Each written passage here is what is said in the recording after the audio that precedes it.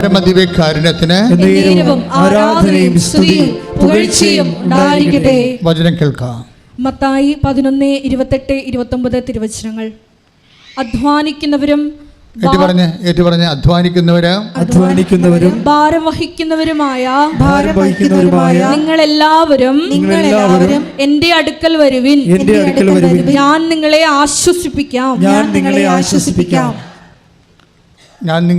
ആശ്വസിപ്പിക്കാം. അപ്പം ആശ്വാസമാണ്. ഈ ആശ്വാസങ്ങൾ ബൈബിൾ നമ്മൾ പ്രാപിക്കുന്നത് അടയാളങ്ങളിലൂടെയാണ്.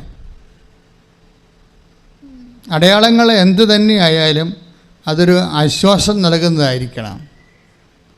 ഗുരുതരമായ നമ്മുടെ ജീവിത പ്രശ്നങ്ങൾക്ക് ആശ്വാസം നൽകുന്ന, അതായത് കൃപാസനം കാശുരൂപത്തിൽ നിന്ന് തേനൊഴുകാൻ തുടങ്ങിയെന്ന് പറയുന്നതിൻ്റെ അകത്തൊക്കെ വലിയ ആശ്വാസങ്ങളൊന്നും ഇല്ല.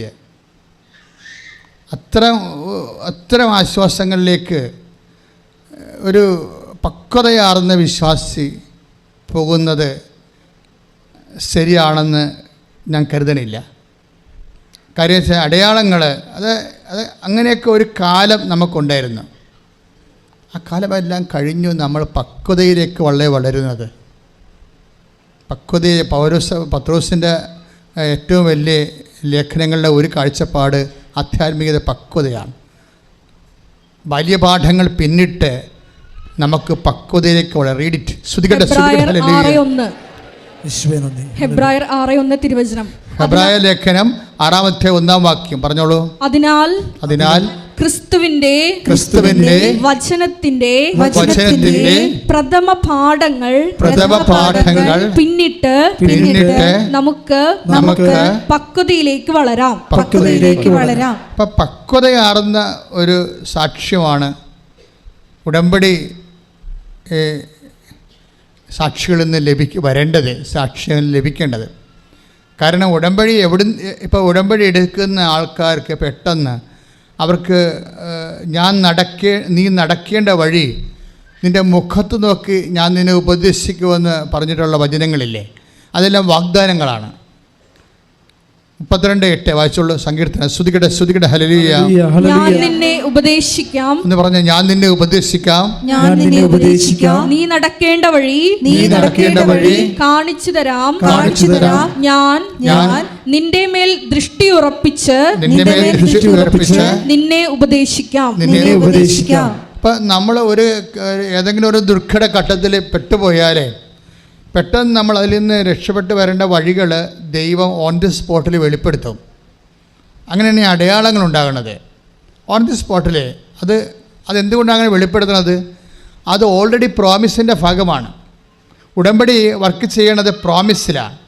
ദൈവം നൽകിയിട്ടുള്ള 8552 പ്രോമിസുകളുണ്ട് വിശുദ്ധ ഗ്രന്ഥത്തിൽ.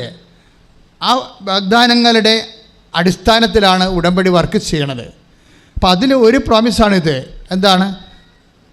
നീ വഴിമുട്ടിപ്പോയാലേ നീ നടക്കേണ്ട വഴി നിൻ്റെ മേൽ ദൃഷ്ടി ഉറപ്പിച്ച് ഞാൻ നിനക്ക് പറഞ്ഞു തരാമെന്ന് പറയും. അപ്പം ദൈവം അതിൻ്റെ വഴികൾ പറഞ്ഞു തരും. അപ്പം ചില ആൾക്കാർ പറയത്തില്ലേ, സ്വപ്നം കണ്ടു, മാതാവിനെ സ്വപ്നം കണ്ടു എന്ന് പറയും, അല്ലെങ്കിൽ ഈശോയെ സ്വപ്നം കണ്ടു എന്ന് പറയും. അപ്പം divide of any internal pressure, മറ്റു തരത്തിലുള്ള അസോസിയേഷൻ, അസിമിലേഷൻ പോലെയുള്ള കാരണങ്ങളില്ലാതെ തന്നെ കേവലമായ രീതിയിൽ നിലച്ചറിയാതിരിക്കുന്ന സമയത്ത് പെട്ടെന്ന് ദൈവിക മേഖലകളിലേക്ക് നമ്മൾ അന്തർദർശനം ചെയ്യുന്ന സ്വപ്നവും ദർശനവും ഒക്കെ ബൈബിളിലെ വാഗ്ദാനത്തിൻ്റെ ഭാഗമാണ്. ഇല്ലേ? നമുക്ക് വാഗ്ദാനം തന്നതാണ്. നിങ്ങളുടെ പിതാക്കന്മാർ സ്വപ്നങ്ങൾ കാണും. ജോയേലിൻ്റെ 2:28. സ്തുതിക്കട്ടെ ഹല്ലേലൂയ.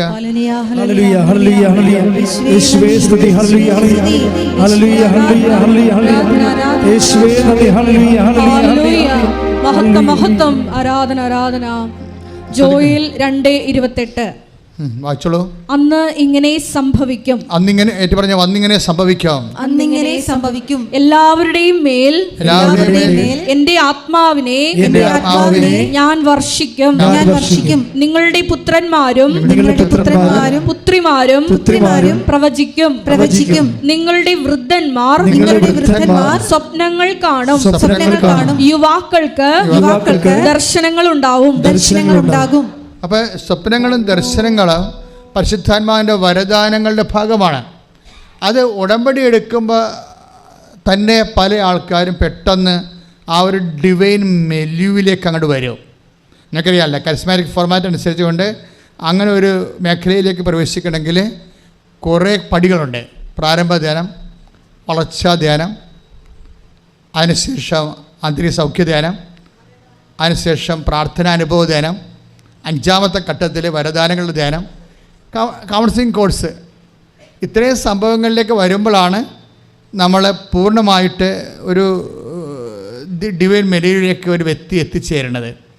പക്ഷേ ഉടമ്പടി എടുക്കുമ്പോൾ നിങ്ങൾ സത്യസന്ധമാണെങ്കിൽ, അത് പൂർണ്ണമായിട്ട് എടുക്കണമെന്നുണ്ടെങ്കിൽ ഈ പരിശുദ്ധാത്മാവിൻ്റെ വരദാനങ്ങളുടെ സ്വപ്നങ്ങളും ദർശനങ്ങളും അത് നീ നടക്കേണ്ട വഴിയായി, നിൻ്റെ മുഖത്ത് നോക്കിയുള്ള ഉപദേശമായി സങ്കീർത്തനം 8:32 ജോയേൽ 2:28 പെട്ടെന്ന് നിങ്ങൾ ദൈവിക മേഖലയിലേക്ക് കടന്നു ചെല്ലണത് അനേകായിരങ്ങൾ ഇവിടെ സാക്ഷ്യം പറയുമ്പോൾ നമുക്ക് മനസ്സിലാകും ഉടമ്പടി മച്ച് മോർ ദാൻ ദാറ്റ് എന്ന്. അപ്പം അതാണ് പക്വത എന്ന് പറയുന്നത്. മനസ്സിലായില്ലേ? അതായത് നമ്മളെ ആധ്യാത്മികതയിൽ ഈടുവെപ്പുള്ളവരായിട്ട് വളർത്തണം. ഈടുവെപ്പുള്ള അതെന്തുമാത്രം ആധ്യാത്മികത ഈടുവെപ്പ് എന്ന് പറയുമ്പോഴേ സ്വാഭാവികമായിട്ടും നിങ്ങളെ കാണുന്ന ചില മൈന്യൂട്ടായിട്ടുള്ള ചില അടയാളങ്ങൾക്ക് അപ്പുറത്ത് അതിൻ്റെ ഒരു കാലം അങ്ങ് കഴിഞ്ഞു, എത്രയോ കാലം മുമ്പ് കഴിഞ്ഞു. നമ്മളെന്തിനാണ് പിന്നെയും പിന്നോട്ട് പോകണത്? ആധ്യാത്മികത പിന്നോട്ടടിക്കരുത്, നമ്മൾ മുന്നോട്ടാണ് പോകേണ്ടത്. മുന്നോട്ട് പോകുമ്പോഴേ എന്താ സംഭവിക്കണത്? അവൻ്റെ നാമത്തിൽ വിശ്വസിക്കുന്നവർക്കെല്ലാം പറഞ്ഞേ, അവന്റെ നാമത്തിൽ വിശ്വസിക്കുന്നവർക്കെല്ലാം കൃപയ്ക്ക് മേൽ കൃപ ലഭിച്ചിരിക്കുന്നു. നമ്മൾ അതാണ് മുന്നോട്ടുള്ള പോക്കിൽ വരണത്. എന്താ വേണ്ടത് നമുക്ക്? കൃപയ്ക്ക് മേൽ കൃപ, ഗ്രേസ് അപ്പോൺ ഗ്രേസ്. അതാണ് യോഹന്നാന്റെ സുവിശേഷത്തിലെ 1-ാം അധ്യായം 16-17. സ്തുതിക്കട്ടെ ഹല്ലേലൂയ.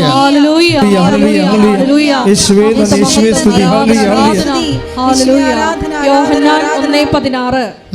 അവന്റെ പൂർണ്ണതയിൽ നിന്ന് നാം എല്ലാം കൃപയ്ക്കുമേൽ കൃപ സ്വീകരിച്ചിരിക്കുന്നു. അപ്പൊ കൃപയ്ക്ക് മേൽ കൃപ, ഗ്രേസ് മാത്രമല്ല, അപ്പോൺ ഗ്രേസ് ആണ്. Grace upon grace. ഈ അപ്പോൺ ഗ്രേസ് ആണ് ഉടമ്പടി ലക്ഷ്യം വെക്കുന്നത്. അതെപ്പോഴും നിങ്ങൾ മനസ്സിലാക്കണം.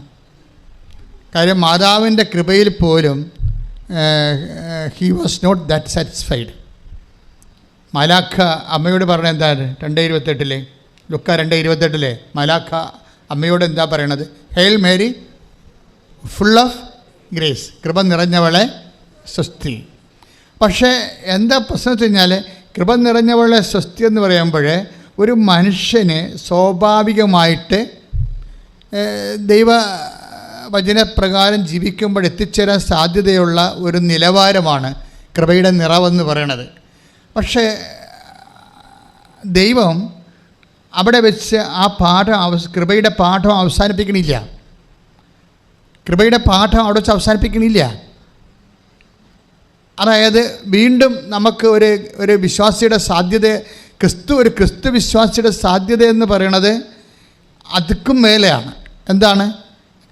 ആ ഫുൾ ഓഫ് ഗ്രേസിൻ്റെ അപ്പുറത്തുണ്ട്. എന്താ ഉള്ളത്? ഗ്രേസ് അപ്പോൺ ഗ്രേസ്, കൃപയ്ക്ക് മേൽ കൃപ. ഉടമ്പടി ലക്ഷ്യം വെക്കണത് അതാണ്. അതായത് ആർജിത കൃപ, സാധാരണയുള്ള കുദാശകളിലൂടെ നമുക്ക് ലഭിക്കുന്ന സക്രമെൻ്റൽ ഗ്രേസ്, കൗദാശിക വരപ്രസാദം. ആ കൗദാശിക വരപ്രസാദം ഒരു വ്യക്തി സ്വീകരിച്ചിട്ട് ആ മുതൽ മുടക്കിൽ അവൻ സ്വന്തമായിട്ട് ഉൽപ്പാദിപ്പിക്കുന്ന കൃപയാണ് അപ്പോൺ ഗ്രേസ്, മേൽകൃപ. ഈ മേൽകൃപയിലേക്കാണ് ഒരു വിശ്വാസി ഒരു ആധ്യാത്മികമായ യാത്ര നടത്തുന്നത്. ഇതാണ് വിശ്വാസത്തിൻ്റെ ബാല്യപാഠങ്ങൾ പിന്നിട്ട് നമുക്ക് പക്വതയിലേക്ക് വളരാമെന്ന് സെൻറ്റ് പോൾ പറയണത്. സെൻറ്റ് പോൾ അങ്ങനെ പറയാൻ കാരണം അങ്ങേരാണ് കൃപയെക്കുറിച്ച് സംസാരിച്ചത്. അദ്ദേഹത്തിൻ്റെ അൾസറിൻ്റെ വലിയ ഒരു വേദന കാലഘട്ടങ്ങളിലും സമയത്ത് ഭക്ഷണം ആരും തരാമില്ലാഞ്ഞ സമയത്ത് പട്ടിണി നിന്ന് സുവിശേഷ വേലയ്ക്ക് മുടക്കം വരാതെ ജീവിച്ചപ്പോൾ ഉണ്ടായ അൾസറിൻ്റെ ഭാഗമായിട്ട് വന്ന കുടൽ കരിച്ചിലെ അതിൽ നിന്ന് ആ വേദന മാറാൻ വേണ്ടി വയറിൽ സൂചി കൊണ്ട് കുത്തണ വേദന മാറാൻ വേണ്ടി അദ്ദേഹം കണ്ണീരോടെ കർത്താവിൻ്റെ തിരുസന്നിധിയിൽ പല പ്രാവശ്യം പ്രാർത്ഥിച്ചു. കണ്ണീരോടെ പ്രാർത്ഥിക്കുകയാണ്. അപ്പോൾ അത്രയും വേദനയാണെന്ന് അർത്ഥം. അപ്പോൾ കർത്താവ് പറയുന്നൊരു വാക്കുണ്ട്, ഈ കണ്ണീരോടെ നീ പ്രാർത്ഥിക്കുന്നില്ലേ, ഈ കണ്ണീരിൽ ഞാനൊരു നിധി വെച്ചിട്ടുണ്ട്. എന്താണത്? My grace is sufficient for you. 2:9 അല്ലേ, 2 കൊറിന്ത്യൻസ് 12:9 വായിച്ചോളൂ. ശ്രുതികട ഹല്ലേലൂയ. എന്നാൽ അവിടുന്ന് എന്നോട് അരുൾ ചെയ്തു എന്ന് പറഞ്ഞ എന്നാൽ അവിടുന്ന് എന്നോട് അരുൾ ചെയ്തു നിനക്ക് എന്റെ കൃപ മതി. എന്തെന്നാൽ ബലഹീനതയിലാണ് എന്റെ ശക്തി പൂർണ്ണമായി പ്രകടമാകുന്നത്. അപ്പോഴവിടെ ഒരു ഭയങ്കരമായിട്ടുള്ള വേർഡ് ടെസ്റ്റിംഗ് ഉണ്ട്. 2 കൊറിന്ത്യൻസിൻ്റെ 12:9 എന്താണ്? My grace is sufficient for you. അവിടെയാണ് ഗ്രേസിനെ കുറിച്ച് ബൈബിൾ വളരെ വ്യക്തമായ വെളിപാട് നൽകുന്നത്. എന്താണ്? My grace is sufficient for you. അതായത് നമുക്ക് ഈ ഭൂമിയിൽ ഈ മനുഷ്യാവസ്ഥയിൽ എല്ലാം മനുഷ്യൻ അനുഭവിക്കുന്ന പ്രശ്നം ഒന്നും സഫിഷ്യൻ്റ് അല്ല എന്നുള്ളൊരു മാനസിക അവസ്ഥയാണ് ഉള്ളത്. പക്ഷേ ഗ്രേസ് ലഭിച്ചു കഴിയുമ്പോൾ ഗ്രേസ് എന്താണെന്ന് അവിടെ പറയുന്നുണ്ട്. എന്താണ് പറയുന്നത്? 2 കൊറിന്ത്യൻസ് 12:9 ഗ്രേസ് എന്താണെന്ന് പറയുന്നുണ്ട്. എന്താ? കൃപ എന്തെന്നാൽ ബലഹീനതയിലാണ് ദൈവത്തിൻ്റെ ശക്തി. അപ്പം ശക്തിയാണ് കൃപയെന്ന് പറയുന്നത്. പവർ ആൻഡ് പേഴ്സണായിട്ടാണ് ബൈബിള് ഈ വിഷയം അവതരിപ്പിക്കുന്നത്. നമ്മൾ ചില ആൾക്കാർ പറയത്തില്ലേ സാക്ഷ്യം, അതായത് കഴിഞ്ഞ ദിവസങ്ങളിൽ അരുൺ കുമ്പനാട്, അദ്ദേഹത്തിൻ്റെ ഒരു സാക്ഷ്യം, അക്രൈസ്തവനാണ്, എൻജിനീയറാണ്. അപ്പോൾ അദ്ദേഹത്തിൻ്റെ സാക്ഷ്യമാണ് ഇപ്പോൾ കത്തി നീക്കുന്നത്. 3 ദിവസം കൊണ്ട് 85,000 പേരോളം ആ സാക്ഷ്യം കണ്ട്. അദ്ദേഹം അതിൽ പറയുന്ന കാര്യം, കണ്ണീരിൻ്റെ വലിയൊരു കാലം എനിക്കും എൻ്റെ അപ്പായ്ക്കും അമ്മയ്ക്കും ഉണ്ടായിരുന്നു. പക്ഷെ ആ സമയത്തെല്ലാം ദൈവം ഞങ്ങളെ നയിച്ചു. കർത്താവിൻ്റെ സാന്നിധ്യം വല്ലാണ്ട് അനുഭവിക്കുന്നുണ്ടായിരുന്നെന്ന്. അതാണ് അദ്ദേഹത്തിൻ്റെ ഒരു പക്ഷെ അത് ഭയങ്കര രസമാണ് കേൾക്കാൻ.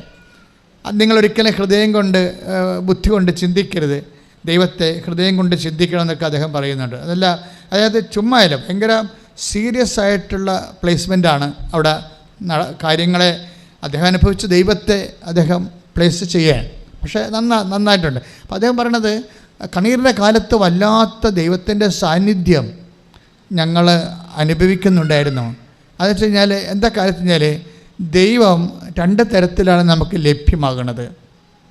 ഒന്ന് പേഴ്സണായിട്ട്, ബൈ പേഴ്സൺ. രണ്ടാമത്തത് പവറായിട്ട്. ബൈബിൾ എപ്പോഴും അവതരിപ്പിക്കുന്നത് നിങ്ങളെപ്പോഴും പ്രെയർ ചെയ്യുമ്പോൾ അല്ലെങ്കിൽ നിങ്ങൾ എന്തെങ്കിലും ഒരു പ്രവൃത്തി ചെയ്യുമ്പോൾ അത് നമുക്ക് വേണേൽ ഒരു ഫങ്ഷൻ. നിങ്ങൾക്ക് എന്താണ് കുഴപ്പമെന്നറിയാവോ?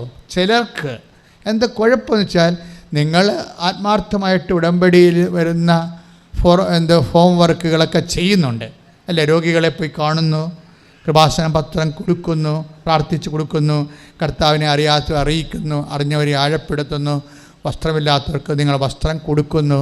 ഇതൊക്കെ നമ്മൾ ചെയ്യുന്നുണ്ട്. പക്ഷെ ചെയ്യുമ്പോഴുണ്ടാകുന്നൊരു ഒരു പ്രശ്നമുണ്ട്. ഇതെല്ലാം ഉദ്ദേശം വെക്കുന്ന ഒരു ഉദ്ദേശമുണ്ട്. എന്താണ് ഉദ്ദേശം? ഇതൊരു ഫങ്ഷനല്ല, പിന്നെന്താണ്? ഒരു മിഷനാണ്. നിനക്ക് ഈശോയോട് സ്നേഹമുണ്ടെങ്കിൽ ഈശോ പറഞ്ഞില്ലേ 13:35 യോഹന്നാന്റെ സുവിശേഷം, ശ്രുതികടെ ഹല്ലേലൂയ. യോഹന്നാന്റെ സുവിശേഷം 13:35 തിരുവചനം, നിങ്ങൾ പരസ്പരം സ്നേഹിക്കുവിൻ. ഒന്ന് പറഞ്ഞാൽ നിങ്ങൾ പരസ്പരം സ്നേഹിക്കുവിൻ. ഞാൻ നിങ്ങളെ സ്നേഹിച്ചതുപോലെ നിങ്ങളും പരസ്പരം സ്നേഹിക്കുവിൻ. നിങ്ങൾക്ക് പരസ്പരം സ്നേഹമുണ്ടെങ്കിൽ നിങ്ങൾ എന്റെ ശിഷ്യന്മാരാണെന്ന് അതുമൂലം എല്ലാവരും അറിയും. എന്നെ സ്നേഹിക്കുന്നവൻ എൻ്റെ കൽപ്പന പാലിക്കും. അതിൻ്റെ ഭാഗമായിട്ട് ഈശോ പറഞ്ഞതാണ്. എന്നെ സ്നേഹിക്കുന്നവൻ എൻ്റെ കൽപ്പന പാലിക്കും. അപ്പോൾ നമ്മൾ ചെയ്യുന്ന സൽപ്രവർത്തികൾ, കൃപാവര പ്രവർത്തികളെല്ലാം ഒരു സ്നേഹത്തിൻ്റെ പ്രവർത്തികളാണ്. ഒരു സ്നേഹത്തിൻ്റെ പ്രവർത്തികളാണ് നമ്മൾ ചെയ്യുന്ന കൃപ. അപ്പോൾ ആ സ്നേഹം ഉണ്ടെങ്കിലാണ് അത് മിഷനാകത്തുള്ളൂ. അല്ലാതെ ഉടമ്പടി എടുത്തതാണ് ശരി, അപ്പോൾ ഇന്ന കാര്യങ്ങൾ ചെയ്യണം ശരി, അല്ലെങ്കിൽ കൗൺസിലിംഗ് ചെല്ലുമ്പോൾ അവർ പുതുക്കത്തില്ല ശരി, അതുകൊണ്ട് ഞാൻ ചെയ്യുന്നു ശരി, അത് ഫങ്ഷൻ എന്ന് പറയാം. അതിന് ഫങ്ഷനിൽ കൃപ വർക്കൗട്ട് ചെയ്യത്തില്ല. അതാണ് ഒരു കുഴപ്പം. നിങ്ങൾ ഫങ്ഷനാണ് ചെയ്യണമെന്നുണ്ടെങ്കിൽ അതിൽ കൃപ വർക്ക് ചെയ്യത്തില്ല. നമ്മൾ ചെയ്യേണ്ടത് മിഷനാണ് ചെയ്യേണ്ടത്. മിഷൻ എന്ന് പറയുമ്പോൾ ക്രിസ്തുവിനെ ഒരു വ്യക്തിയായി കണ്ട് സ്നേഹിച്ചിട്ട് ആ വ്യക്തിയുടെ വചനങ്ങൾ, എന്നെ സ്നേഹിക്കുന്നവൻ എൻ്റെ കൽപ്പന പാലിക്കും. ആ വചനം വായിച്ച് സ്തുതിക്കട്ടെ. ഹല്ലേലൂയ ഹല്ലേലൂയ ഹല്ലേലൂയ ഹല്ലേലൂയ. യേശുവേ നന്ദി, യേശുവേ സ്തുതി. ഹല്ലേലൂയ ഹല്ലേലൂയ. യേശുവേ ആരാധന ആരാധന ആരാധന ആരാധന. ഹല്ലേലൂയ ഹല്ലേലൂയ ഹല്ലേലൂയ ഹല്ലേലൂയ. യോഹന്നാൻ 14:23 എന്നെ സ്നേഹിക്കുന്നവൻ എൻ്റെ വചനം പാലിക്കും. അപ്പോൾ എൻ്റെ പിതാവ് അവനെ സ്നേഹിക്കുകയും ഞങ്ങൾ അവന്റെ അടുത്ത് വന്ന് അവനിൽ വാസമുറപ്പിക്കുകയും ചെയ്യും. അവനിൽ വാസമുറപ്പിക്കുകയും ചെയ്യും. ദാറ്റ് മീൻസ് ഇത് പ്രസൻസിനെ കുറിച്ചാണ് പറയണത്. മനസ്സിലായില്ലേ? പ്രസൻസ്, അതായത് ക്രിസ്തുവിൽ ഒരു വ്യക്തി ആബദ്ധമാകുമ്പോഴേ ആ വ്യക്തിക്ക് ക്രിസ്തു പേഴ്സൺ ടു പേഴ്സൺ റിലേഷനിലേക്കായി കഴിയുമ്പോൾ, അത് സ്നേഹത്തിൻ്റെ ബേസിൽ ഒരു റിലേഷനിലേക്കായി കഴിയുമ്പോൾ എന്താ സംഭവിക്കണമെന്ന് വെച്ച് കഴിഞ്ഞാൽ നമുക്ക് പ്രസൻസ് ഫീൽ ചെയ്യാൻ തുടങ്ങും. ബൈബിളിലെ ഏറ്റവും വലിയ കോൺസെപ്റ്റാണ് പ്രസൻസ്. അത് നിങ്ങൾ ഉടമ്പടി എടുക്കുന്നവർ എപ്പോഴും ശ്രദ്ധിക്കണം. നിങ്ങളുടെ അൾട്ടിമേറ്റ് ഗ്രേസ് എന്ന് പറയുന്നത് പ്രസൻസാണ്. നിങ്ങൾക്ക് വീട് കിട്ടാം, ജോലി കിട്ടാം, അല്ലെങ്കിൽ രോഗങ്ങൾ സുഖപ്പെടാം, അതൊക്കെ പവറാണ് ശരിക്കും, പ്രസൻസ് അല്ല. പവർ ആൻഡ് പ്രസൻസ് വ്യത്യാസമുണ്ട്. ഇപ്പോൾ ഉദാഹരണത്തിന് ബൈബിള് എപ്പോഴും അച്ഛൻ പറയണതാണ് 1 Corinthians 1:24 ദൈവത്തിൻ്റെ ജ്ഞാനവും ദൈവത്തിൻ്റെ ശക്തിയുമായ യേശു ക്രിസ്തു, അല്ലേ? 1 Corinthians 1:24 ഒന്ന് പറഞ്ഞ ദൈവത്തിൻ്റെ ജ്ഞാനവും ദൈവത്തിൻ്റെ ശക്തിയുമായ യേശു ക്രിസ്തു ഒരേ സമയം തന്നെ പേഴ്സണാണ്, അതേസമയം ദൈവത്തിൻ്റെ ജ്ഞാനവും ദൈവത്തിൻ്റെ ശക്തിയുമാണ്. നമ്മളെ അടയാളങ്ങൾ ഉണ്ടാക്കുന്നത് ശക്തിയാണ്. ശക്തി എമിറ്റ് ചെയ്യുമ്പോഴാണ്. ഇപ്പോൾ 8:46 വിശുദ്ധ ലൂക്കാസ് വിശേഷം 8:46 എന്താ പറയണത്? ആ രക്തസ്രാവക്കാർ രോഗി സുഖപ്പെടുത്തുന്നത് എന്താണ്? എന്നിൽ നിന്ന് ശക്തി നിർഗളിച്ചിരിക്കുന്നു. അപ്പം നമ്മളിലേക്ക് വരണത് ശക്തിയായിട്ടാണ് വരണത്. ശക്തി വന്നാൽ ക്രിസ്തുവിനെ ശക്തിയായിട്ട് അനുഭവിക്കുമ്പോൾ സ്വാഭാവികമായിട്ടും നമുക്ക് സൗഖ്യം ഉണ്ടാകും.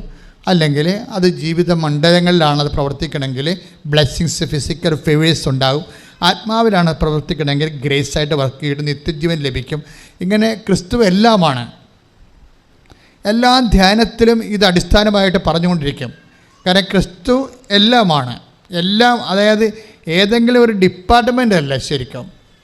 അതായത് ഒരു വ്യക്തിക്ക് ഇഹത്തിലും പരത്തിലും ആവശ്യമുള്ള എല്ലാത്തിൻ്റെയും ലാസ്റ്റ് വേർഡായിട്ടാണ് ക്രിസ്തു മനുഷ്യരാശി അനുഭവിച്ചിട്ടുള്ളത്. പ്രാർത്ഥിക്കുക. കർത്താവായ ദൈവമേ എൻ്റെ ജീവിതത്തിലെ എല്ലാ മണ്ഡലങ്ങളിലെയും സംതൃപ്തിപ്പെടുത്തുന്ന ദൈവത്തിന്റെ സംവിധാനം ക്രിസ്തുവിനെ എന്നിൽ അഭിഷേകമായി നൽകണമേ.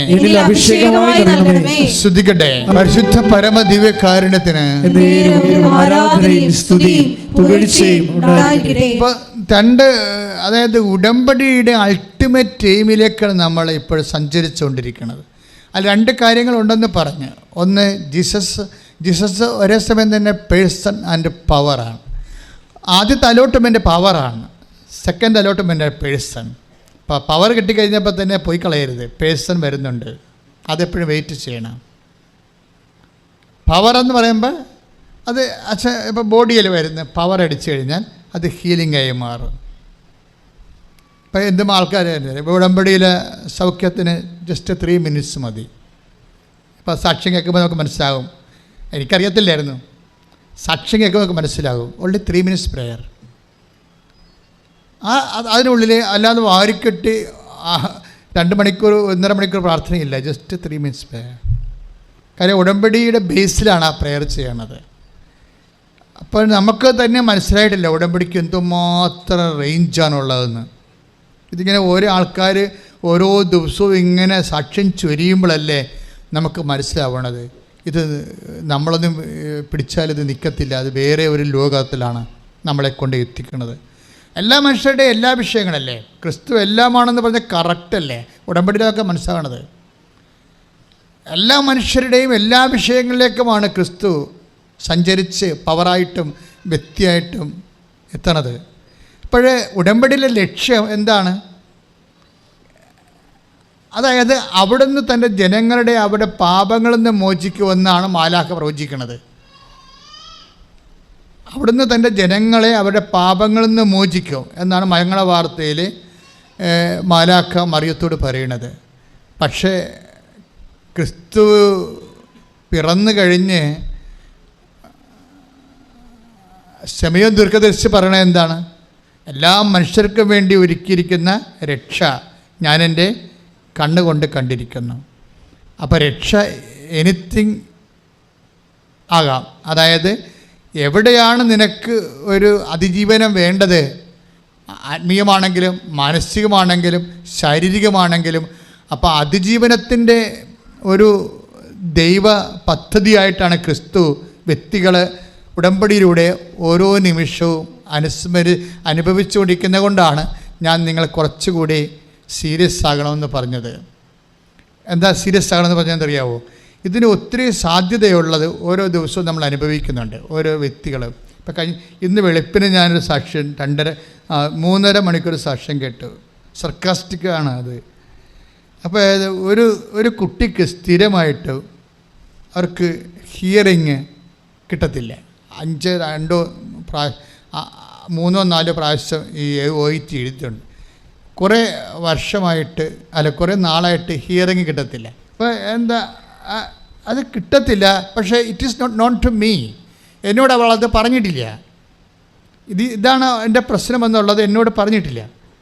പക്ഷേ ഇവരിങ്ങനെ ഈ പ്രൊഫഷണൽസ് എല്ലാം ഇങ്ങനെ മുട്ടനിൽക്കുമല്ലോ ഇവിടെ. അപ്പം ഓരോ പ്രോസസ് പ്രേയറിൻ്റെ സമയത്ത് ഞാൻ ഇവളുടെ ചെവിയെ തൊട്ട് പ്രാർത്ഥിക്കും. പക്ഷേ it is not to me. ഇവൾക്ക് ഇതാണ് പ്രശ്നമെന്നുള്ളത് എന്നോട് പറഞ്ഞിട്ടില്ല.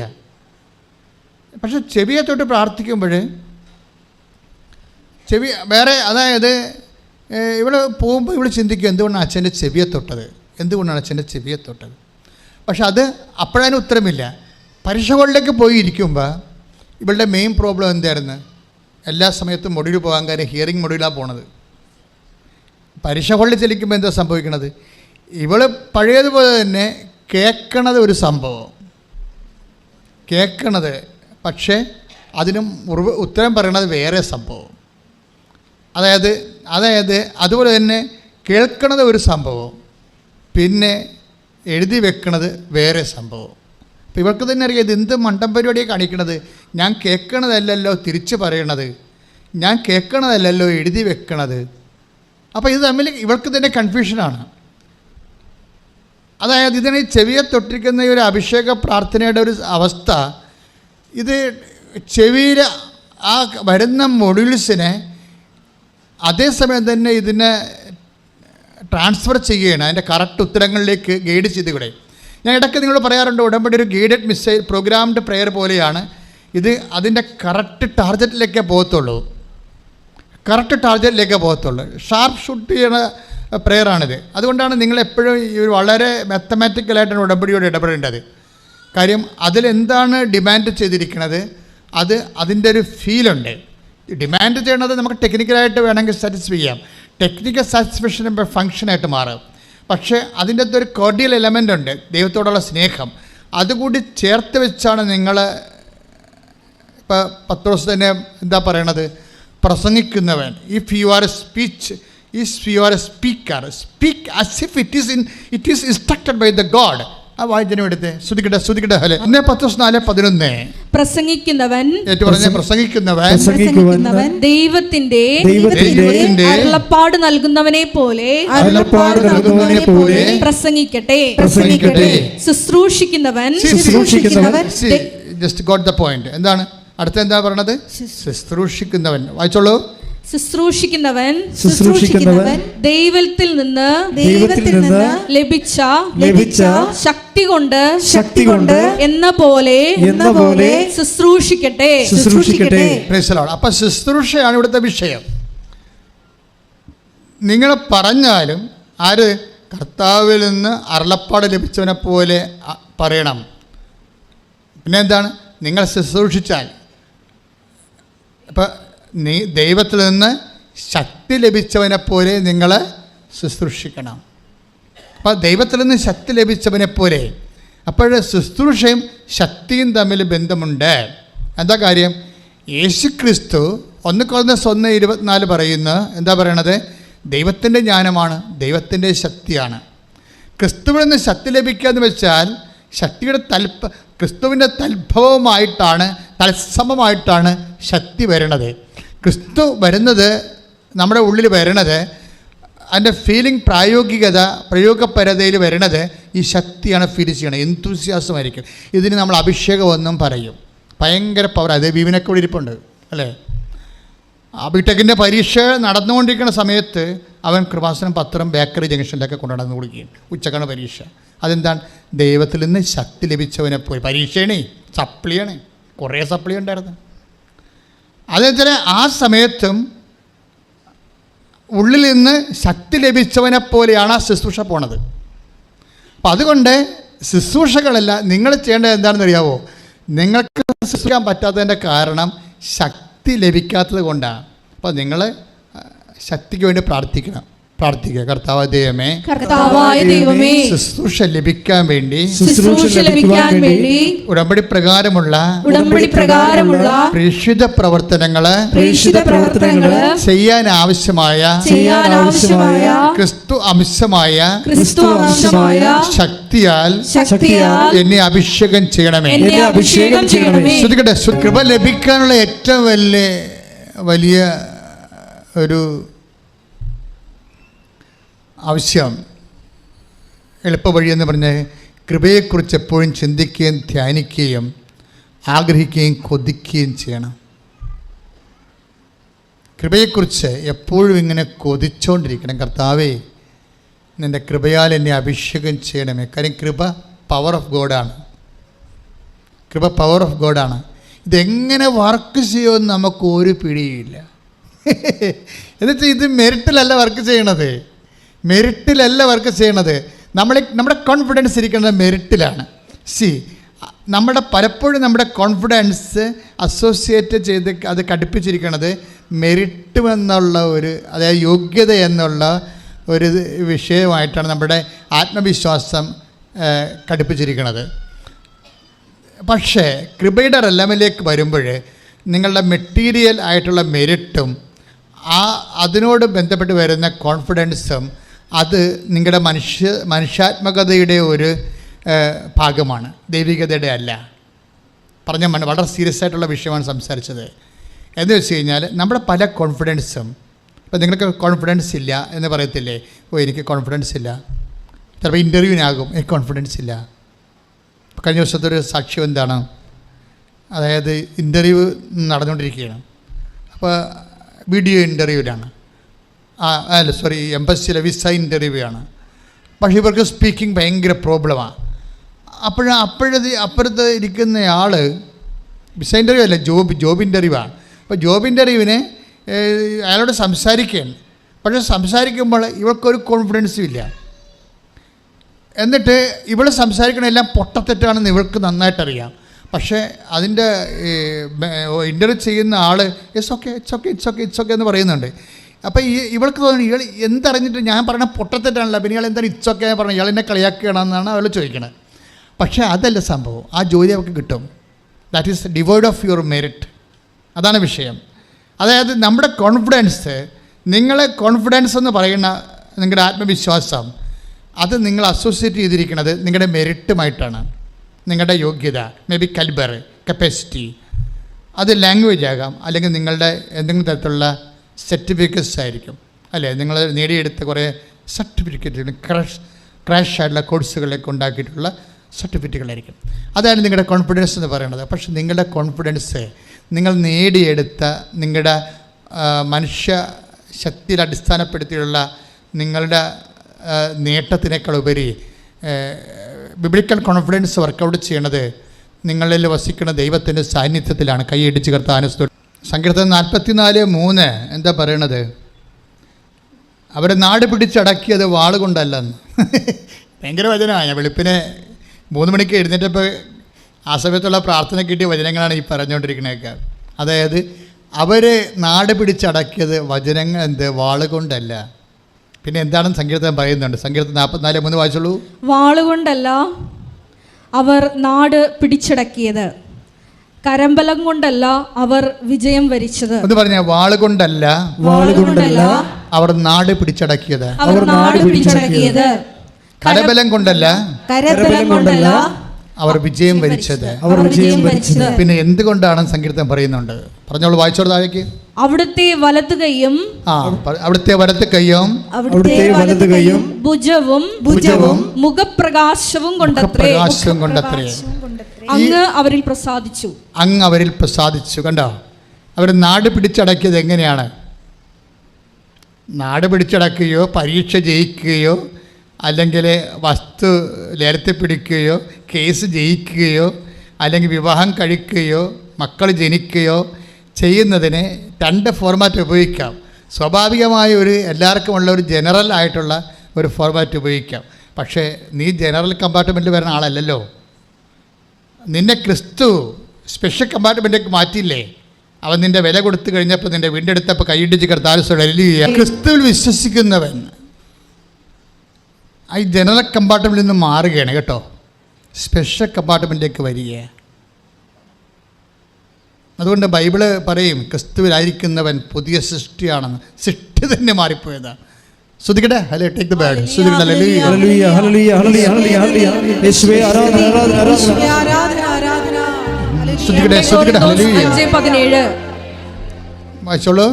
ക്രിസ്തുവിൽ ആയിരിക്കുന്നവൻ പുതിയ സൃഷ്ടിയാണ്, പഴയത് കടന്നുപോയി, ഇതാ പുതിയത് വന്നു കഴിഞ്ഞു. 2 കൊരിന്തോസ് 5:17 ഏറ്റു പറഞ്ഞേ. ക്രിസ്തുവിൽ ആയിരിക്കുന്നവൻ പുതിയ സൃഷ്ടിയാണ്.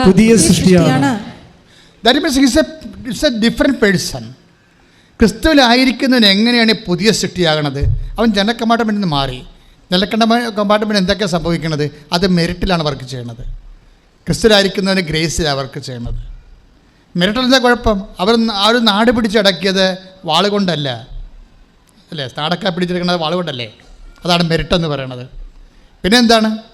അവർ വിജയിച്ചത് കരബലം കൊണ്ടല്ല, മസിൽ പവർ കൊണ്ടല്ലെന്ന്. കരബലം അല്ലേ? Money power, muscle power. ഈ ലോകത്ത് ഓരോ കാര്യങ്ങൾ നടക്കുന്നത് എങ്ങനെയാണ്? മണി പവർ അല്ലേ? അല്ലെങ്കിൽ മസിൽ പവർ കൊണ്ടാണ്. അപ്പോൾ ഇതൊക്കെ മണി പവർ ഉള്ളവന് കോൺഫിഡൻസ് ഉണ്ട്, മസിൽ പവർ ഉള്ളവന് കോൺഫിഡൻസ് ഉണ്ട്. ഇത് രണ്ടും ഇല്ലാത്തവർക്ക് കോൺഫിഡൻസ് ഇല്ലെന്നല്ല. ഇത് രണ്ടും ഇല്ലാത്തവന് ഇരട്ടി കോൺഫിഡൻസ് ഉണ്ട്. കോൺഫിഡൻസ് ഓഫ് ജീസസ് ക്രൈസ്റ്റ് കൈയടിച്ച് കർത്താവ് പരമദിവ്യകാരുണ്യത്തിന് എന്തുകൊണ്ടാണ് ഇപ്പൊ 2 കൊരിന്തോസ് 5:17 പറഞ്ഞില്ലേ? ക്രിസ്തുവിലായിരിക്കുന്നവൻ ഒരു പുതിയ സൃഷ്ടി ആയിരിക്കുന്നു. ആ പുതിയ സൃഷ്ടി ആണ് എങ്ങനെയാണ്? അതെന്തുകൊണ്ടാണ്? പവർ റലം മാറിയിട്ട് പേഴ്സണിലേക്ക് വരും. ഇപ്പം പേഴ്സൺ, വ്യക്തി. ഉടമ്പടിയുടെ ഏറ്റവും വലിയ വാഗ്ദാനം എന്താണ്? I will come with you wherever you go. നീ എവിടെ പോയാലും നിൻ്റെ കൂടെ ഞാനുണ്ടാകും.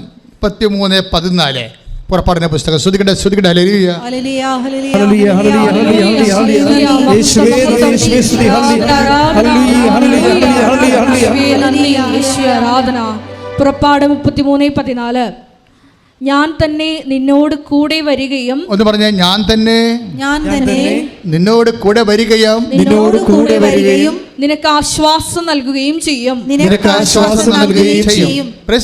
അപ്പോൾ ഈ ഇപ്പം നമ്മൾ 11:29 കണ്ട വചനമില്ലേ?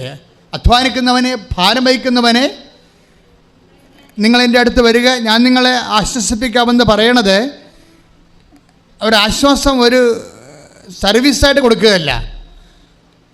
ഇത് comfort we feel from Jesus Christ, the result of his presence. അവൻ നമ്മുടെ കൂടെ വരുന്നത് കൊണ്ടാണെന്നാണ് ഇപ്പോഴും ബൈബിൾ വ്യാഖ്യാനിക്കുന്നത്. എന്താ കാര്യം? ഞാൻ തന്നെ, പുറപ്പാട് 33:14, ഞാൻ തന്നെ നിങ്ങളുടെ കൂടെ വരികയും. എങ്ങനെയാണ് വരണത്? ഉടമ്പടി പ്രകാരമാണ്.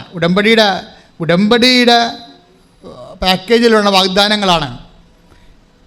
ഞാൻ തന്നെ നിങ്ങളുടെ കൂടെ വരികയും, പറഞ്ഞേ, ഞാൻ തന്നെ നിങ്ങളോട് കൂടെ വരികയും നിങ്ങൾക്ക് ആശ്വാസം നൽകുകയും ചെയ്യും. നിങ്ങൾക്ക് ആശ്വാസം നൽകുകയും ചെയ്യും. എവിടെയൊക്കെ വരും? കോടതി വരും, തോക്കാൻ പോണ കേസിൻ്റെ സമയത്ത് വരും. നിന്നെ പ്രതിയാക്കി കേസ് കൊടുത്തിട്ടില്ലേ, അവിടെ വരും. വാഗ്ദാനത്തിലുള്ളതാണ്. പരീക്ഷ ഹോളിൽ ആരും വരാൻ പറ്റത്തില്ല. എൻ്റെ അമ്മമാരൊക്കെ മക്കൾ പരീക്ഷ എഴുതാൻ പോകുമ്പോൾ വരാതെ പോയിരുന്ന് കൊന്തയെല്ലാം കണ്ടിട്ടില്ലേ? അവർക്ക് അകത്ത് കയറാൻ പറ്റത്തില്ല.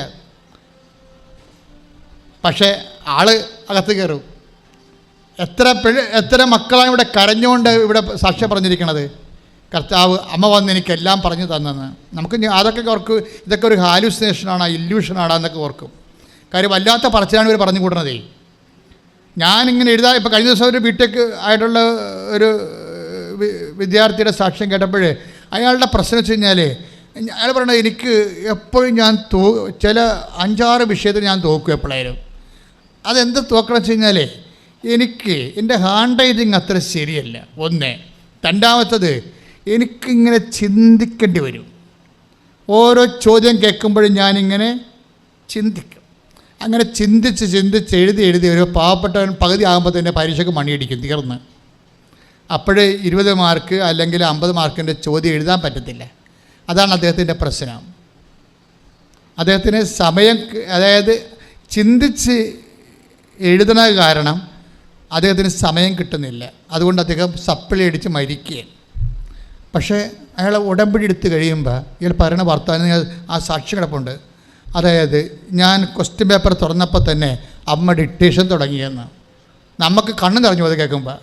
ഞാൻ ക്വസ്റ്റ്യൻ പേപ്പർ തുടങ്ങിയപ്പോൾ തന്നെ അമ്മ ഡിക്റ്റേഷൻ തുടങ്ങി. എന്താണ്? അമ്മ സാന്നിധ്യമായിട്ട് ഇതിൻ്റെ ഉത്തരം പറഞ്ഞു തരാൻ തുടങ്ങി. എന്നിട്ട് ഇവ ഇങ്ങനെ എഴുതി, അതായത് എല്ലാ കൊല്ലം എഴുതുന്നതിനേക്കാളും 10 മിനിറ്റ് നേരത്തെ എല്ലാ ക്വസ്റ്റ്യനും ആൻസർ ചെയ്ത് വെച്ചിരിക്കണം, പേപ്പർ കൊടുത്തിരിക്കണം. ഇതിന് ടൈം ഷോർട്ടണിങ് എന്ന് പറയും, സമയച്ചുരുക്കം. ഉടമ്പടിയുടെ ഒരു വാഗ്ദാനമാണ് സമയച്ചുരുക്കം. ഇത്രയും നാൾ പുള്ളിയുടെ ഒരു കഴിവ്, അത് ചിന്തിച്ച് ആലോചിച്ച് എഴുതണ കാരണം, എഴുതി ഒപ്പിക്കാൻ പറ്റാത്ത കാരണം കുറേ ക്വസ്റ്റ്യൻ വിട്ടു പോകുമായിരുന്നു. ഉടമ്പടി എടുത്തു കഴിഞ്ഞപ്പോൾ ഞാൻ തന്നെ നിൻ്റെ കൂടെ വരുമെന്ന് പറഞ്ഞല്ലോ, അത് ഉടമ്പടിയിലുള്ളതല്ലേ. അങ്ങനെ വേറെ ഒരു പ്രാർത്ഥനയ്ക്കും ഇല്ലല്ലോ. അതിന് വേറെ ഒരു പ്രാർത്ഥനയ്ക്കും അങ്ങനെ അഷുറൻസ് ഇല്ല. I will come with you എന്ന് പറഞ്ഞ അഷുറൻസ് ഇല്ല. ദിവ്യകുർബാന നമ്മൾ സ്വീകരിക്കുമ്പോൾ നമുക്ക് ദിവ്യകുർബാനയുടെ ഒരു സാന്നിധ്യമുണ്ട്. പക്ഷെ അത് അലൗകികമായ സാന്നിധ്യമാണ്.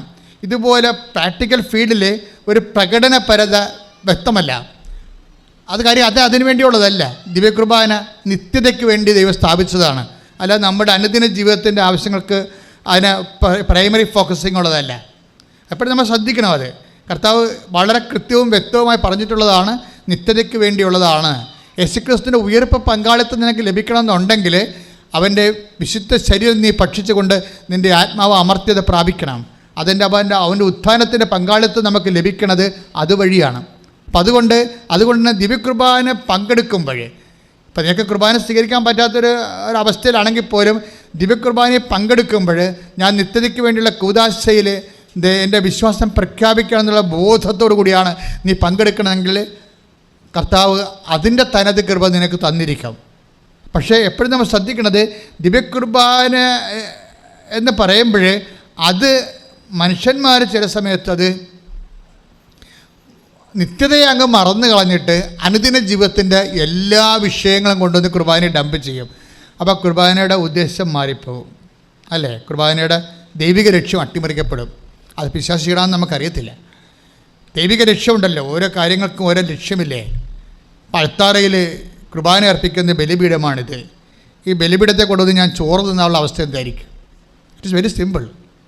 ഇത് ബലിപീഠമാണിത്, അല്ലേ? ഇത് കർത്താവിൻ്റെ കുർബാന അർപ്പിക്കാൻ മാത്രമേ ബലിപീഠം ഉപയോഗിക്കത്തുള്ളൂ. അതായത് അങ്ങനെ വരുമ്പോൾ ഈ ബലിപീഠത്തെ കൊണ്ടുവന്നിട്ട് ഞാൻ പുട്ടും കാപ്പിയും കഴിച്ചുള്ള അവസ്ഥ എന്തായിരിക്കും? ഏതാണ്ട് ഇതുപോലെയാണ് പരിശുദ്ധ കുർബാന അർപ്പിക്കുമ്പോൾ നമ്മുടെ ജീവിതത്തിൻ്റെ പ്രാഥമികമായ ആവശ്യങ്ങൾ, ശാരീരികമായ ആവശ്യങ്ങൾ മാത്രം പറയുമ്പോൾ ഉണ്ടാകുന്ന ഒരു വ്യത്യാസം. കാര്യം അതിനുവേണ്ടി അല്ലല്ലോ സ്ഥാപിച്ചത്. അതൊക്കെ ഈശോ പറഞ്ഞത് അതൊക്കെ ചേർത്ത് നൽകുമെന്നല്ലേ പറഞ്ഞത്? അതൊക്കെ ചേർത്ത് നൽകും. പിന്നെന്ത് ചെയ്യണം? നീ ആദ്യം ദൈവരാജ്യത്തെയും അതിൻ്റെ നീതിയെയും കുറിച്ച് അന്വേഷിക്കണം. അപ്പോൾ ദൈവരാജ്യത്തിൻ്റെ നീതി, ആ ദൈവരാജ്യം നിലവിൽ വരാൻ വേണ്ടിയുള്ള നീതിപ്രവർത്തനങ്ങൾ, അതിൻ്റെ അകത്ത് കാരുണ്യപ്രവൃത്തികളെല്ലാം ഉണ്ട്.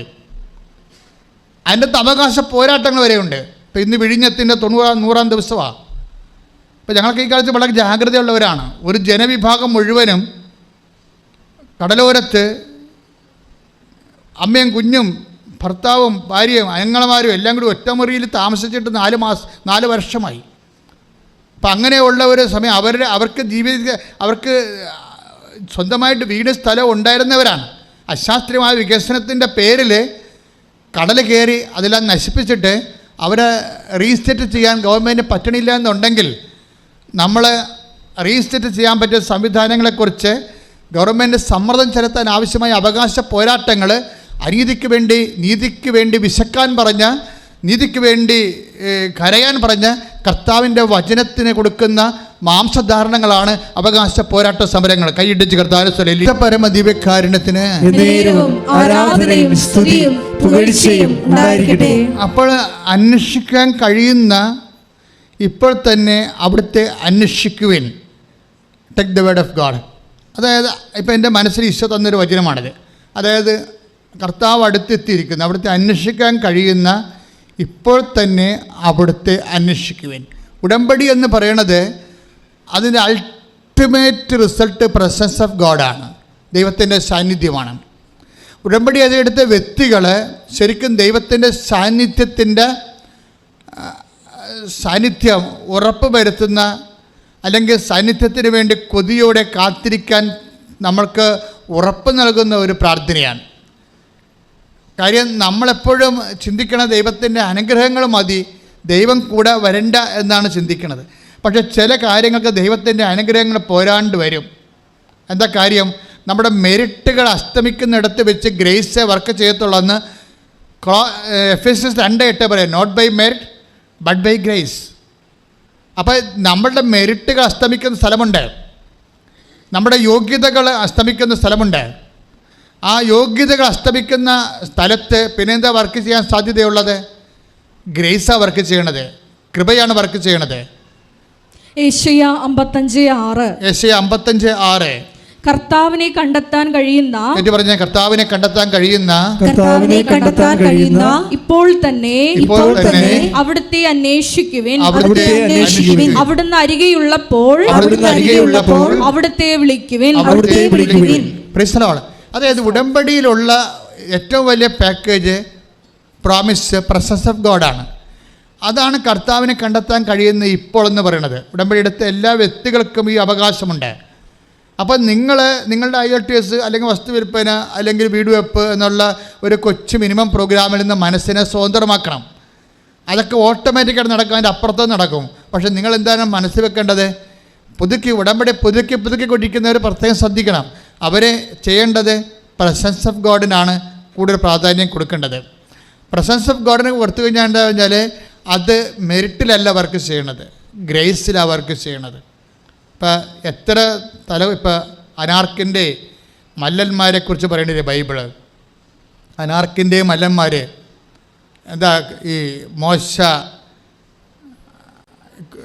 ജോഷുവയെ ഒക്കെ കാനാൻ ദേശം ഒറ്റുനോക്കാൻ വേണ്ടി വിട്ടില്ല. അവർ കീഴടക്കാൻ പോണ ദേശങ്ങളിലെ ജനങ്ങളുടെ വലിപ്പവും അവിടുത്തെ കൃഷിയും അവിടുത്തെ കോട്ടകളും സൈന്യവും തങ്ങൾക്ക് അവരെ കീഴടക്കാൻ പറ്റുമോ ഇല്ലയെന്നറിയാൻ വേണ്ടി ഒരു സ്പൈ വർക്ക് ചെയ്യാൻ വേണ്ടി മോസസ് വിടും.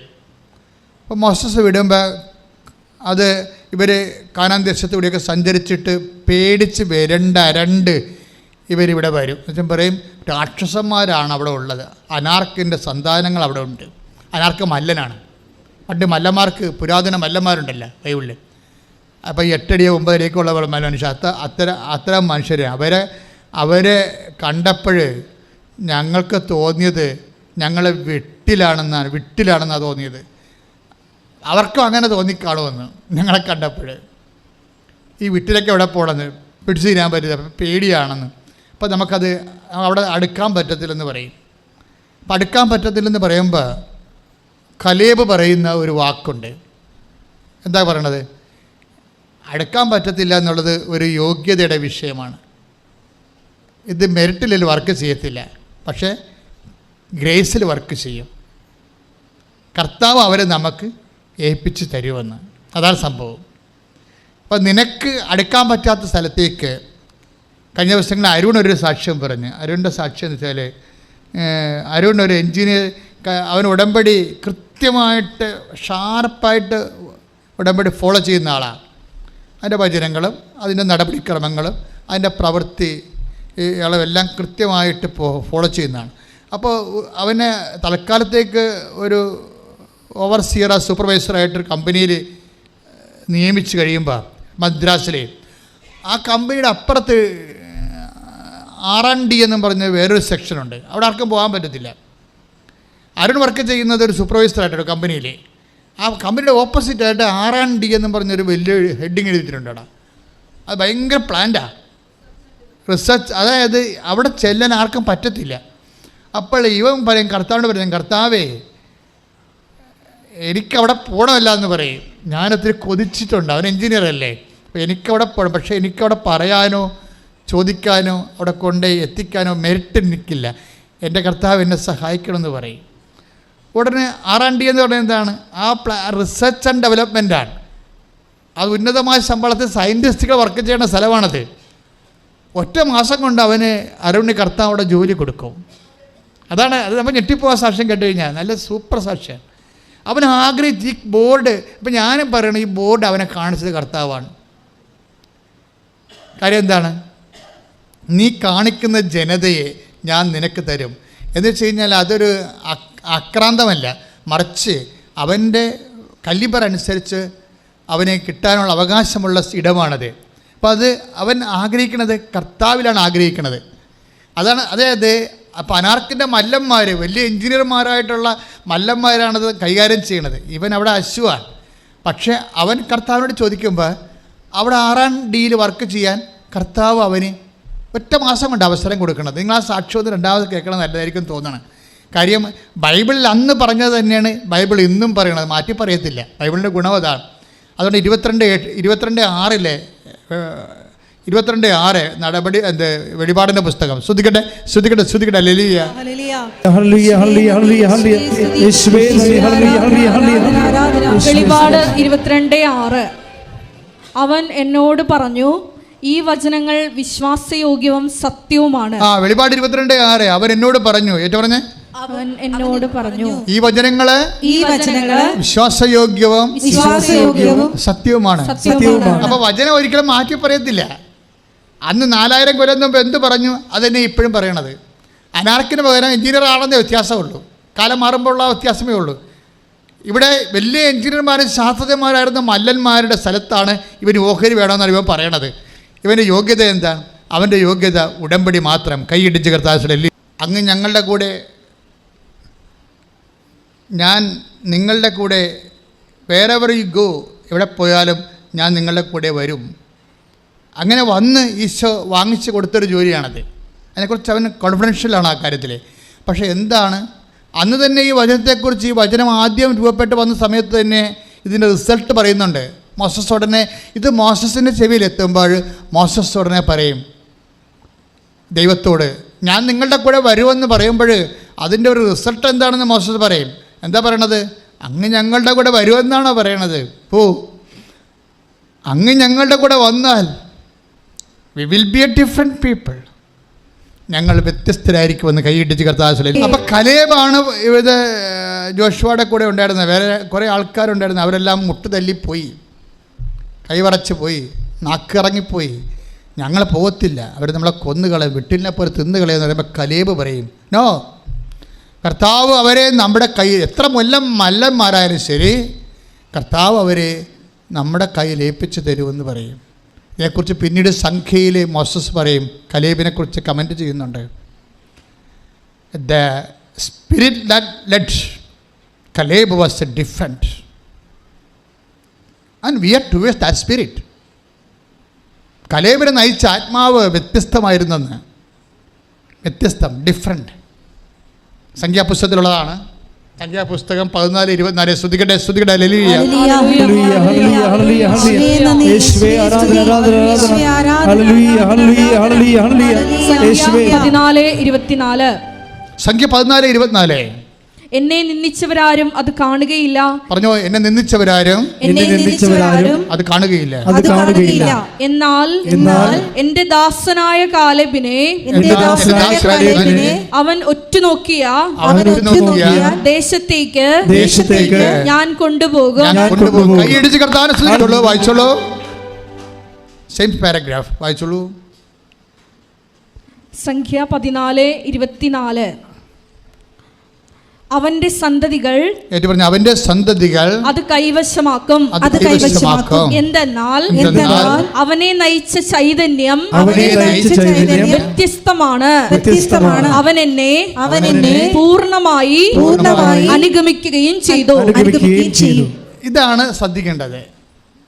പണ്ട് മോസസ് പറഞ്ഞില്ലേ കർത്താവിനോട്, അങ്ങ് ഞങ്ങളുടെ കൂടെ വരികയാണെങ്കിൽ, 33:16 പുറപ്പാട് പുസ്തകം 33:16 എന്ന് പറഞ്ഞ്, അങ്ങ് ഞങ്ങളുടെ കൂടെ വരികയാണെങ്കിൽ ഭൂമുഖത്തുള്ള സകല മനുഷ്യരെക്കാളും ഞങ്ങൾ വ്യത്യസ്തരായിരിക്കും.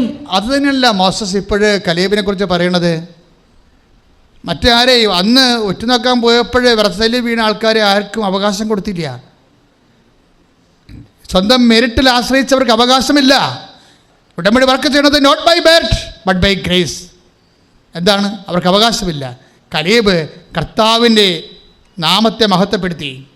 ദൈവം ഏൽപ്പിച്ചു തരാൻ പോകുന്ന ജനതയെ കണ്ടപ്പോഴേ വിറച്ച് അവരെ കീഴടക്കാൻ ഞങ്ങൾക്ക് പറ്റത്തില്ലല്ലോ എന്ന് പറഞ്ഞുകൊണ്ട് ദൈവത്തിൻ്റെ വാഗ്ദാനങ്ങൾ അവിശ്വസിച്ചവർക്ക് അവകാശമില്ല. ദൈവത്തിൻ്റെ വാഗ്ദാനങ്ങൾ വിശ്വസിച്ച Caleb, the spirit that led Caleb was a different.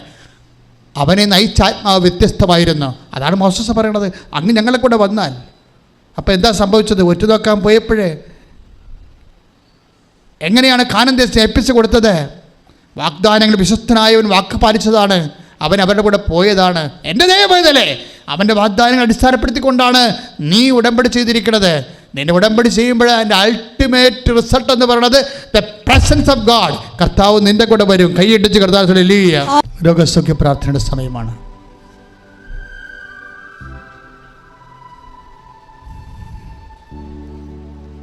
ഒരു നിമിഷം മൗനമായി. ഓൺലൈനിലുള്ളവരും ഇവിടെ തീർത്ഥാടനത്തിലായിരിക്കുന്നവരും കർത്തൃസന്നിധിയിൽ എത്തപ്പെട്ടിരിക്കുന്ന ഈ വിശുദ്ധമായ നിമിഷങ്ങളെ ഓർത്ത് നന്ദി പറയുക. സ്തുതിക്കട്ടെ, സ്തുതിക്കട്ടെ, ഹല്ലേലൂയ. ഹല്ലേലൂയ, ഹല്ലേലൂയ, ഹല്ലേലൂയ, ഹല്ലേലൂയ, ഹല്ലേലൂയ. യേശുവേ ആരാധന, ആരാധന, ആരാധന, ആരാധന. ഹല്ലേലൂയ, ഹല്ലേലൂയ, ഹല്ലേലൂയ, ഹല്ലേലൂയ, ഹല്ലേലൂയ. യേശുവേ സ്തുതി, ഹല്ലേലൂയ. കർത്താവേ, നിന്റെ ഉന്നതമായ നാമത്തിന് സ്തോത്രം ചെയ്യുന്നു. കർത്താവേ, നിന്റെ വിശുദ്ധ പൗരോഹിത്യത്തെ മഹത്വപ്പെടുത്തണമെന്ന് പ്രാർത്ഥിക്കുന്നു. കർത്താവേ, സഭയിലുള്ള സാന്നിധ്യം പ്രകടമാക്കണമേ. ആ സാന്നിധ്യം ഓരോ മക്കൾക്കും സംലഭ്യമാക്കണമേ. കർത്താവേ, നിന്റെ തിരുമുറുപാർന്ന വലതുകരം, അണിപ്രദാർന്ന അത്ഭുതകരം ഓരോ മകന്റെ മേലും മകളുടെ മേലും വെക്കണമേ എന്ന് പ്രാർത്ഥിക്കുന്നു. ശ്രദ്ധിക്കട്ടെ.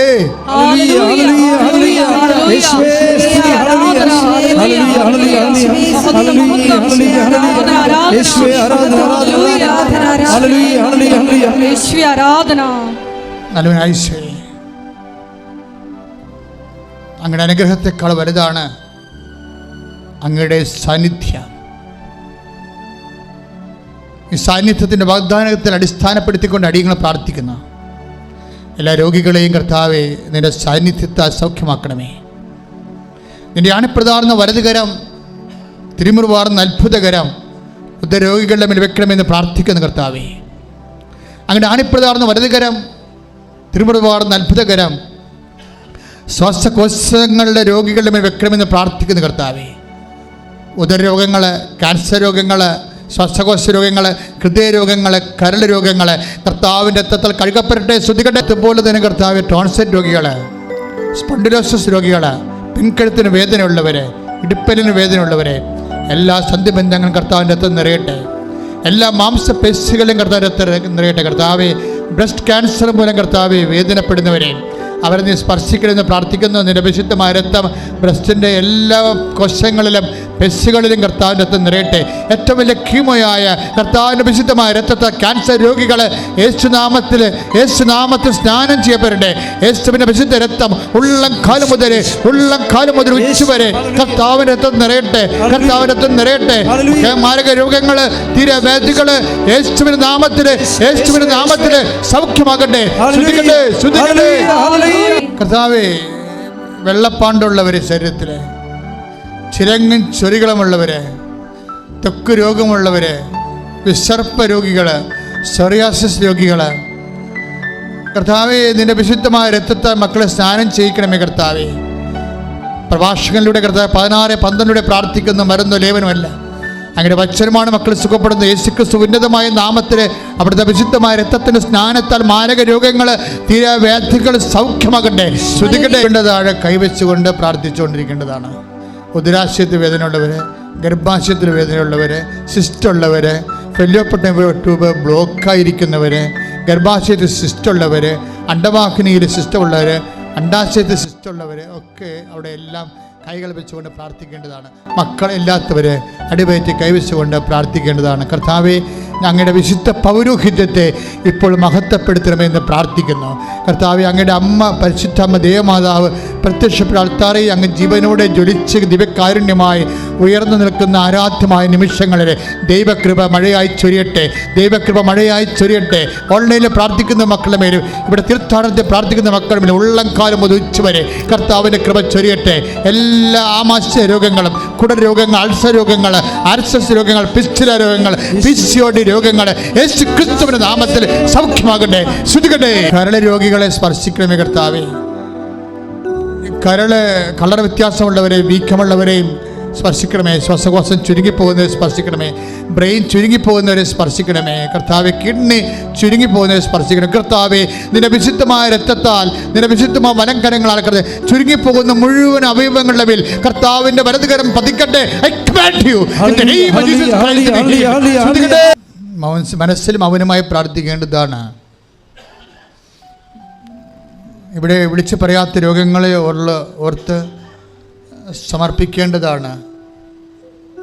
അസ്ഥിഉരുക്കമുള്ളവർ, അറിയാതെ മൂത്രവും മലവും രക്തവും ഒക്കെ പോകുന്നവർ, സ്രാവരോഗികൾ, കൺട്രോളില്ലാതെ പോകുന്നവർ, അവരെല്ലാം അടിവയറ്റി കൈവച്ചുകൊണ്ട് കർത്താവിൻ്റെ കണ്ണീരോടെ അവിടെ സ്പർശിക്കാൻ വേണ്ടി പ്രാർത്ഥിക്കുക. മൂത്രത്തിന് പകരം പ്ലാസ്റ്റിക് ട്യൂബുകളൊക്കെ ഉപയോഗിക്കുന്നവർ, കിടപ്പിലായപ്പോൾ രോഗികളെ ഇപ്പോൾ ഓർത്ത് കർത്താവിൻ്റെ പരിശുദ്ധമ്മയുടെ മാധ്യസ്ഥത്തിൽ ഈശോയ്ക്ക് കൈയേൽപ്പിക്കുക. കർത്താവേ, നിന്റെ വിശുദ്ധ പൗരോഹിത്യത്തെ നീ മഹത്വപ്പെടുത്തണമേ. കർത്താവേ, സഭയിലുള്ള സാന്നിധ്യം പ്രകടമാക്കണമേ. കണ്ണിന് കാഴ്ചക്കുറവുള്ളവരെ സ്പർശിക്കണമേ. കർത്താവേ, മുടിക്കൊഴിഞ്ഞു പോകുന്നവരെ ചെവിക്ക് കേൾവിക്കുറവുള്ളവരെ കർത്താവെ സ്പർശിക്കണമേ. ശരീരത്തിൻ്റെ വ്യത്യസ്തങ്ങളായ അവയവങ്ങൾക്ക് പ്രഷർ പോകുന്നവരെ, കുറയുന്നവരെ സ്പർശിക്കണമേ. കർത്താവേ, കടുത്ത ഷുഗർ രോഗികളെയും പ്രഷർ രോഗികളെയും സ്പർശിക്കണമേ. കർത്താവേ, ഉറക്കമില്ലാത്തവരെ സ്പർശിക്കണമേ. കർത്താവേ, അടിപ്പിണർ പോലെ വൈദ്യാഘാതം ദൈവികമായ ശക്തി മാരക രോഗങ്ങളെ എടുത്തു മാറ്റട്ടെ. ശ്രുതിക്കട്ടെ. ഹല്ലേലൂയ. നിങ്ങളുടെ ജീവിതാവസ്ഥകളിലേക്ക് അമ്മമാതാവിൻ്റെ മാധ്യസ്ഥം യാചിച്ച് ഇവിടെയുള്ളവരും ഓൺലൈനിലുള്ളവരും ജാഗ്രത പാലിക്കുക. കർത്താവെ, ജോലിയില്ലാത്തവർക്ക് വേണ്ടി പ്രാർത്ഥിക്കുന്ന ഈശോ, കമ്പനിയിൽ നിന്ന് പിരിച്ചുവിടപ്പെട്ടവരെ, ഏജ് ഓവറായിപ്പോയതിൻ്റെ പേരിൽ തിരിച്ചു വിളിക്കാത്തവരെ, കർത്താവ് വിസയ്ക്കെടുത്ത് പോയിട്ട് വിസിറ്റിംഗ് വിസയ്ക്ക് പോയിട്ട് അവിടെ അകപ്പെട്ടു പോയവരെ, 3 പ്രാവശ്യം പുതുക്കിയതിന് ശേഷം ഇപ്പോൾ വീട്ടിൽ നിന്ന് കാശ് അയച്ചു കൊടുത്തുകൊണ്ട് ഭക്ഷണത്തിനുള്ള കാശ് വീട്ടിൽ നിന്ന് അയച്ചു കൊടുത്തുകൊണ്ട് ഇരിക്കുന്ന അവസ്ഥകൾ, കർത്താവ് ഈ സെപ്റ്റംബർ ഇൻടേക്കിന് കിട്ടാത്ത അഡ്മിഷൻസ് ജനുവരി ഇൻടേക്കിലേക്ക് വെച്ചിരിക്കുന്നത് എല്ലാം സമർപ്പിക്കുന്ന കർത്താവേ,